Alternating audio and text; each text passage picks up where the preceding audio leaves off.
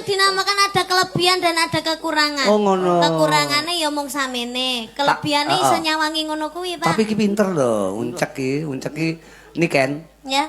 3 ping 3 ki piro, Nduk? 3 ping 3. Heeh. 9. 9 uncek. Nggih, 10 dikurangi 1. 9. Kowe kok melu-melu niken iki piye to kowe Ya iki? iya ra oleh lho ngono kuwi. Tak anggap pinter kok terok-terok jawabane iki lho. Dewe. 2 tambah 2 berapa? 4. 4. 5 dikurangi 1 piro, Cek? 4. Kowe kok melu-melu niken iki to? Melok ra ndek pendirian. Kowe iki wong lanang lho kok mek melu-melu ki piye to kowe iki? Lho piye to, Pak? 5 kurangi 1 nggih 4. 10 tambah 2 piro niken? 12. 12. Ayo 14 dikurangi 2 berapa? Uncek. 12. Loh kowe kok melu-melu to jawabane kowe iki? Jawabane ra melok-melok iki Kowe jenenge nyontek. nyonto. Kok nyontek petet?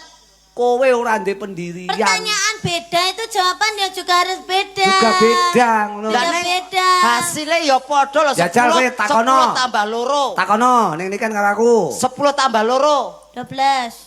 Pak Gareng, Apa? 14 kurangi kali 30 juta.